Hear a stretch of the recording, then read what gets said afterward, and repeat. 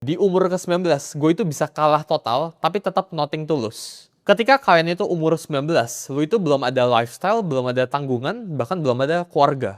Yang lu harus tanggung, lu belum ada pengeluaran fix. Ya, unless lu udah punya karyawan di umur ke-19.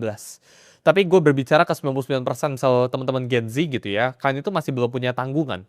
Tanggungan kalian itu masih di bawah orang tua. Ketika kalian itu nggak punya tanggungan apa-apa, ini merupakan sebuah advantage, ini merupakan sebuah keunggulan yang kalian itu sebenarnya bisa manfaatin. Gagal di umur 19, ya, itu nggak sama kayak orang yang gagal di umur 40. Orang yang gagal di umur 40 ini bakalan jauh lebih hurting daripada orang yang gagal di umur ke-19.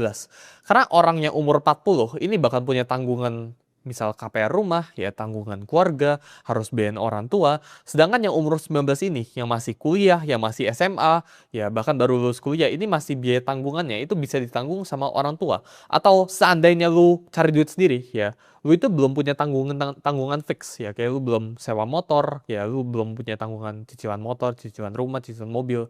Jadi ketika lu itu bisa gagal di umur, kayak misal gua, di umur ke-19 atau di umur yang relatif muda, menurut gue umur yang relatif muda itu di bawah 25, maka lu itu start di titik yang sama. Bahkan lu itu nggak start di titik sama sebenarnya. Ya, lu itu start di titik yang lebih maju dikit karena lu bisa nabung pengalaman. Jadi gunakan jatah gagal lu sebaik-baiknya sebelum lu umur 25. Karena setelah lu umur 25, ya lu itu udah punya tanggungan. Contohnya, kayak gue ya, gue itu sekarang di umur ke-19, gue udah punya tanggungan. Karyawan gue itu udah hampir 30, jadi gue harus kasih makan ke 30 karyawan.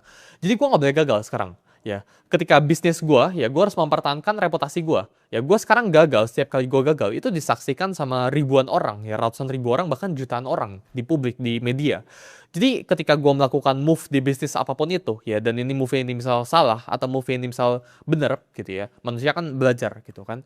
Ini sekarang gue itu disaksikan, jadi gue itu udah punya something to lose. Sedangkan kalian yang baru mulai, ya, atau orang-orang yang uangnya itu relatif masih muda umurnya, gitu ya, atau belum mulai karirnya sama sekali, ini punya jatah gagal yang baik banget. Dan justru kalian itu harus pakai jatah gagal kalian sebaik-baiknya. Karena jatah gagal itu merupakan sebuah pelajaran.